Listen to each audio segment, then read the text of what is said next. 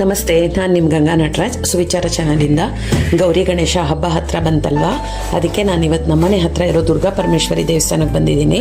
ಅಲ್ಲಿರೋ ಪುರೋಹಿತರ ಜೊತೆ ಮಾತಾಡಿ ಗಣೇಶ ಗೌರಿ ಹಬ್ಬನ ಎಷ್ಟೊತ್ತಿಗೆ ಮಾಡಬೇಕು ಮತ್ತು ಸ್ಥಾಪನೆ ಮಾಡೋದು ಎಷ್ಟೊತ್ತಿಗೆ, ವಿಸರ್ಜನೆ ಹಿಂಗೆ ಅದೆರಡರ ಬಗ್ಗೆ ಮಾಹಿತಿ ತಿಳ್ಕೊಳ್ಳೋಣ ಬನ್ನಿ. ಇಲ್ಲಿ ದೇವಸ್ಥಾನಕ್ಕೆ ಬಂದಿದ್ದೆ ನಾನು. ದುರ್ಗಾ ಪರಮೇಶ್ವರಿ ಅವಾಗ ತೋರಿಸಿದ್ನಲ್ವ, ಅಲ್ಲಿ ಅರ್ಚಕರು ಬಾಬುಸ್ವಾಮಿ ಅಂತ, ಅವ್ರ ಹತ್ರ ಇವಾಗ ಗೌರಿ ಹಬ್ಬ ಯಾವ ಟೈಮಿಗೆ ಮಾಡಬೇಕು, ಹೇಗೆ ಅದು ಮತ್ತು ಗಣೇಶದ್ದು ಎರಡನ್ನೂ ಅವ್ರ ಹತ್ರ ಕೇಳಿ ತಿಳ್ಕೊಳ್ಳೋಣ. ಅವ್ರು ಮಾತಾಡ್ತಾರೆ ಇವಾಗ. ನಮಸ್ತೆ. ನಮಸ್ತೆ ಮೇಡಮ್. ನಮಸ್ತೆ. ಮಂಗಳವಾರ ದಿನ ಬೆಳಗ್ಗೆ ಬ್ರಾಹ್ಮಣಿ ಮುಹೂರ್ತದಲ್ಲಿ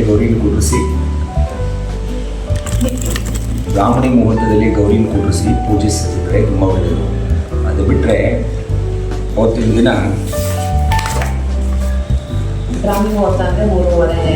ನಾಲ್ಕೂವರೆಯಿಂದ 5:30 ಆ ಸಮಯಕ್ಕೆ ಪೂಜಿಸಿದ್ರೆ ತುಂಬ ಒಳ್ಳೆಯದು. ಯಾವತ್ತೂ ದೇವತಾ ಕಾರ್ಯಗಳನ್ನು ಋತುಗಳನ್ನು ಬ್ರಹ್ಮ ಮುಹೂರ್ತದಲ್ಲಿ ಮಾಡಿದ್ರೆ ಸಂಪೂರ್ಣವಾಗಿರ್ತಕ್ಕಂಥ ಫಲ ಇರುತ್ತೆ. ಆದರೆ ಅವತ್ತು ಅನುಕೂಲ ಸಮಯಕ್ಕೆ ಮಾಡಲಿಕ್ಕಾಗಲಿಲ್ಲ ಅಂತಂದರೆ 8 ಗಂಟೆ ಮೇಲೆ 9 ಗಂಟೆ ಒಳಗಡೆ ಎಲ್ಲ ಋತುಕ್ಕೆ ಬೇಕಾಗಿದ್ದದನ್ನೆಲ್ಲ ಸಿದ್ಧಪಡಿಸ್ಕೊಂಡು ಪೂಜಿಸಿ ಬಾಗಿನ ಕೊಡುವಂಥದ್ದು, ಮುತ್ತೈದೆಯರಿಗೆ ಏನಾದರೂ ಕುಂಕುಮ ಕೊಡೋದು, ಬಾಗಿನ ಕೊಡೋದು ಅಂತಿದ್ರೆ ಯಾವಾಗಲೂ 12 ಗಂಟೆ ಒಳಗಡೆ ಮಾಡೋದು. 12 ಗಂಟೆ ಮೇಲೆ ಮಾಡಿದ್ರೆ ಅಪರಾಹ್ನ ಅಂತ, ಅಂದರೆ ಅಪರ ಕಾರ್ಯಗಳನ್ನು ಮಾಡಲಿಕ್ಕೆ 12 ಗಂಟೆ ಮೇಲೆ. ಸೊ ಇವತ್ತು 12 ಗಂಟೆ ಒಳಗಡೆ ಮಾಡುವಂಥದ್ದು ಋತುಗಳು, ಪೂಜೆಗಳು, ಇದನ್ನೆಲ್ಲ 12 ಗಂಟೆ ಒಳಗಡೆ ಶುಭ ಕಾರ್ಯಗಳಿಗೆಲ್ಲ ಅದು ಮಾಡಬೇಕಾಗತ್ತೆ. ಇನ್ನು ಗಣಪತಿ ಹಬ್ಬದ್ದು ಅಂತಂದರೆ ಅದೂ ಅಷ್ಟೇ ಬ್ರಾಹ್ಮಣಿ ಮುಹೂರ್ತದಲ್ಲಿ ತುಂಬ ಒಳ್ಳೆಯದು. ಆದರೆ ಅದು ಅನುಕೂಲ ಆಗಲಿಲ್ಲ ಅಂತಂದರೆ 6:30 ಇಂದ 7:30 ಮತ್ತು 7:41 9:16ವರೆಗೂ ರಾಹುಕಾಲ ಇರುತ್ತೆ. ಸೊ ಅಷ್ಟು ಆ ಸಮಯಕ್ಕೂ ಆಗಲಿಲ್ಲ ಅಂದರೆ 9:16 ಅಂದರೆ 9:15 ಮೇಲ್ಪಟ್ಟು 10:30 ಒಳಗಡೆ ಮತ್ತೆ ಗಣಪತಿನ ಕೂರಿಸ್ಕೊಂಡು ಆರಾಧಿಸ್ಬೋದು, ಗಣಪತಿ ವ್ರತನ ಆಚರಿಸ್ಬೋದು. ಅವರವರ ಅನುಕೂಲಕ್ಕೆ ನೋಡಿಕೊಂಡು ಮಾಡೋದು. ಗೌರಿ ಪೂಜೆ ಹೆಂಗೆ ಮಾಡೋದು ಅಂತ ಸಿಂಪಲ್ ಅಂತಂದರೆ 2-3 ಥರ ಪದ್ಧತಿ ಇದೆ. ಅರಿಶಿಣದಲ್ಲಿ ಗೌರಿ ಮಾಡ್ಕೊಂಡು ಆರಾಧನೆ ಮಾಡುವಂಥದ್ದು ಒಂದಿದೆ. ಕಳಶ ಇಟ್ಕೊಂಡು ಕಳಶಕ್ಕೆ ಗೌರಿನ ಪೂಜಿಸಿ ಅಲಂಕರಿಸಿ, ಈಗ ನಾವು ಗೌರಿನ ಅರಿಶಿಣದಲ್ಲಿ ಗೌರಿನ ಮಾಡಿ ಆ ಗೌರಿನ ಪೂಜಿಸಿ ಬಾಗಿಣ ಕೊಡುವಂಥದ್ದು ಒಂದು ಪದ್ಧತಿ ಇದೆ. ಕೆಲವೊಂದು ಸಮಯ ಈ ಕಳಶವನ್ನು ಇಟ್ಟು ಕಳಶಕ್ಕೆ ಗೌರಿನ ಆವಾಹನೆ ಮಾಡಿ ಪೂಜಿಸುವಂಥದ್ದು ಒಂದು ಪದ್ಧತಿ. ಅದರಲ್ಲಿ ಮುತ್ತೈದೆಯರು ಕೊಡುವಂಥ ಬಾಗಿನ, ಮಂಗಳಗೌರಿ ವ್ರತ ಅಂತಂದರೆ ಮುತ್ತೈದೆಯರಿಗೆ ಬಾಗಿನ ಕೊಡೋದೇ ತುಂಬ ವಿಶೇಷ ಇದರಲ್ಲಿ. ಅವರು ಕೊಡುವಂಥ ಮಂಗಳ ದ್ರವ್ಯಗಳು ಕೊಡುವಂಥ ಸಮಯ ಯಾವಾಗಲೂ ಪ್ರಾತಃ ಕಾಲ ಆಗಿರಬೇಕು, ಇಲ್ಲ ಗೋಧೂಳಿ ಲಗ್ನ ಆಗಿರಬೇಕು. ಇಂಥ ಸಮಯದಲ್ಲಿ ನಾವು ಗೌರಿ ಆರಾಧಿಸಿದ್ರೆ ತುಂಬ ಮಂಗಳಕರ, ತುಂಬ ವಿಶೇಷತೆ. ಅದನ್ನು ಮಾಡುವಂಥದ್ದು. ಈ ಗಣಪತಿನ ನಾವು ಬೆಳಕನ್ನು ಮಾಡ್ತೀವಿ ಅರಿಶಿಣದಲ್ಲಿ, ಅದೇ ರೀತಿ ಗೌರಿನ ಮುಖನ ತಿದ್ದಿ ಅದಕ್ಕೆ ಹಣೆಗೆ ಬಟ್ಟಿಟ್ಟು ಅದಕ್ಕೆ ಅಲಂಕರಿಸಿ ಅದಕ್ಕೆ ಸುಗಂಧಭರಿತವಾಗಿರ್ತಕ್ಕಂಥ ಹೂವುಗಳನ್ನು ಇಟ್ಟು ಸುಗಂಧಭರಿತವಾಗಿರ್ತಕ್ಕಂಥ ದ್ರವ್ಯಗಳನ್ನು ಉಪಯೋಗಿಸಿ ಆರಾಧಿಸಿ ಆ ಜಗನ್ಮಾತೆಯನ್ನು ಪ್ರಾರ್ಥಿಸಿದ್ರೆ ತುಂಬ ಒಳ್ಳೆಯದು. ಗಣೇಶನ ಅವತ್ತೇ ಬಿಡ್ಬೋದಾ? ಅಂದರೆ ಯಾವುದೇ ವ್ರತ ಮೇಡಮ್, ಒಂದು ಏಕದಿನ ಸಂಕಲ್ಪ ಅಂದರೆ ವ್ರತಗಳನ್ನು ಪ್ರಾತಃ ಕಾಲ ಪೂಜಿಸಿ ಸಂಜೆ ಕಾಲದಲ್ಲಿ ವಿಸರ್ಜಿಸ್ಬೋದು. ಅದನ್ನು ಈಗೇನಪ್ಪ ಅಂತಂದರೆ ಗಣಪತಿ ನಾವು ಆವಾಹನೆ ಮಾಡೋದು, ಸೊ 3 ದಿನ ಇಟ್ಕೊಳ್ತೀವಿ, ಈ ಥರ ಎಲ್ಲ ಅದು ತಪ್ಪಾಗುತ್ತೆ. ಅಂದರೆ ಹಬ್ಬದ ದಿನ ನಾವು ಆರಾಧಿಸುವಾಗ ನಾವು ತುಂಬ ಭಕ್ತಿಯಿಂದ ಶ್ರದ್ಧೆಯಿಂದ ನಾನಾ ವಿಧವಾಗಿರ್ತಕ್ಕಂಥ ಮಡಿ ಆಚರಣೆ ಮಾಡೋದಲ್ಲದೆ ನಾನಾ ವಿಧವಾಗಿರ್ತಕ್ಕಂಥ ನೈವೇದ್ಯಗಳನ್ನು ದೇವರಿಗೆ ಸಮರ್ಪಿಸ್ತೀವಿ. ಅದೇ ಮಾರನೇ ದಿನಕ್ಕೆ ಅದೇ ಥರ ನಾವು ಮಾರನೇ ದಿನ ಮಾಡಲಿಕ್ಕಾಗಲ್ಲ. ಯಾವಾಗ ನಾವು ಒಂದು ದಿನದಲ್ಲಿ ಮಾಡ್ತೀವಿ ಎನ್ನುವಂಥದ್ದು ಇದೆಯಲ್ಲ, ಅದು ತುಂಬ ಒಳ್ಳೆಯದು, ಉತ್ತಮ.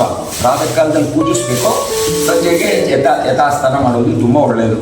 ಅದು ಮತ್ತೊಂದು ದಿನ ಇಲ್ಲ 2 ದಿನ ನಾವು ಮುಂದುವರಿಸ್ತೀವಿ ಅಂತಂದರೆ, ಇದೇ ರೀತಿ ವ್ರತ ಪ್ರಾರಂಭ ಮಾಡಿದಾಗ ಯಾವ ರೀತಿ ನಾವು ಆರಾಧಿಸಿರ್ತೀವಿ ಅದೇ ರೀತಿ ಮಿಕ್ಕಿದ್ದ ದಿನಗಳಲ್ಲೂ ನಾವು ಅದೇ ರೀತಿ ಪಾಲಿಸ್ಬೇಕು. ಆದರೆ ಆ ಥರ ಮಾಡಲ್ವಲ್ಲ.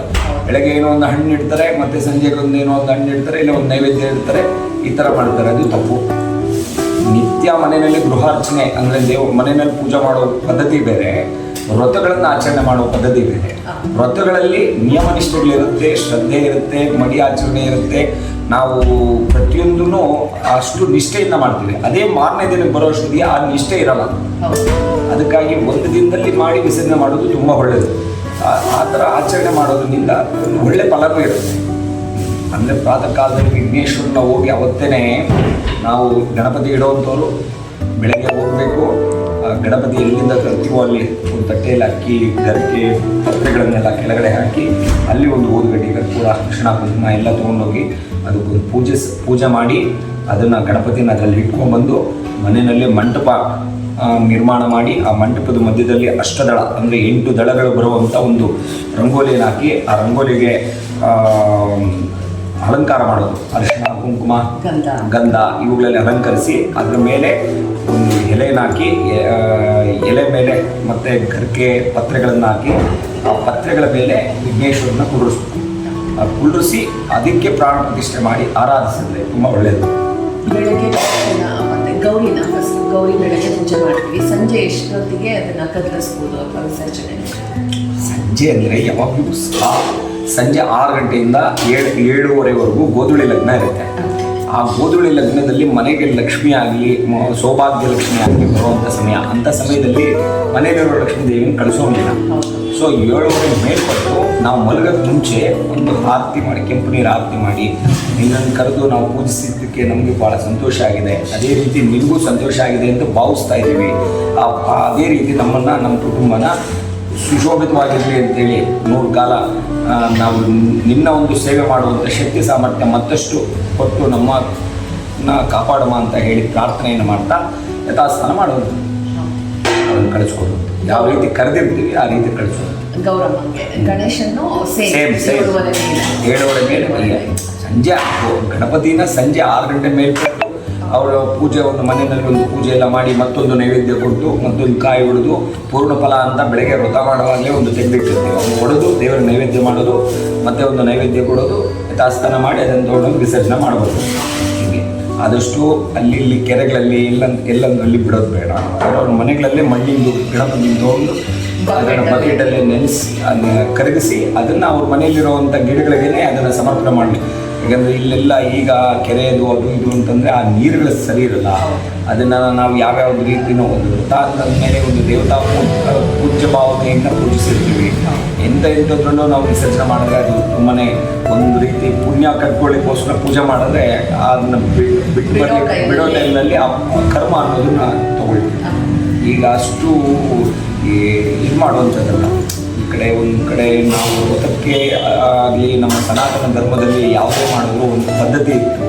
ಅವ್ರದ್ದು ಹಿಂದಿನ ಕಾಲದಲ್ಲಿ ಒಂದು ಕೆರೆ ಗುಡ್ಡ ಇವೆಲ್ಲ ಇರೋವು, ಅವುಗಳಿಗೆ ಅಮಂಗಲ ಆಗ್ತಾ ಇರಲಿಲ್ಲ. ಈಗ ಪ್ರತಿಯೊಂದು ಅದನ್ನು ಶುಚಿ ಇಲ್ಲದೆ ಇರೋದ್ರಿಂದ ವಿಸರ್ಜನೆ ಮಾಡ್ತಕ್ಕಂಥ ಕ್ಷೇತ್ರನೂ ಕರೆಕ್ಟಾಗಿರ್ಬೇಕು. ಅಂಥದ್ದಿಲ್ಲ ಅಂದರೆ ಚಿಕ್ಕದು ಮೂರ್ತಿ ದೊಡ್ಡ ತೊಗೊಬಂದು ನಾನಾ ಹಿಂಸೆ ಪಟ್ಟು ಅದು ಏನೋ ಒಂದು ಮಾಡೋದು, ಸಣ್ಣದೇ ಮಣ್ಣಿಂದು ತೊಗೊಂಡು ಅದನ್ನು ಪೂಜಿಸಿ ಎಷ್ಟು ನೋಡಿ ಮೂರ್ತಿ ಎಷ್ಟು ಚಿಕ್ಕದಾಗಿರುತ್ತೆ, ಕೀರ್ತಿ ಅಷ್ಟು ದೊಡ್ಡದು. ಅದರಿಂದ ವಿಶೇಷವಾಗಿರ್ತಕ್ಕಂಥ ಫಲ ಇರುತ್ತೆ. ನಾವು ಮಾಡೋ ಪದ್ಧತಿ ಮುಖ್ಯ, ನಾವು ಮಾಡೋ ಭಕ್ತಿ ಮುಖ್ಯ, ನಾವು ಮಾಡುವಂಥ ಶ್ರದ್ಧೆ ಮುಖ್ಯ. ಅದರಲ್ಲಿ ಮಾಡುವಂಥದ್ರಲ್ಲಿ ನಮ್ಗೆ ಏನು ಫಲ ಸಿಗಬೇಕು ಅದು ಸಂಪೂರ್ಣವಾಗಿ ಸಿಗುತ್ತೆ. Thanks you. Okay madam.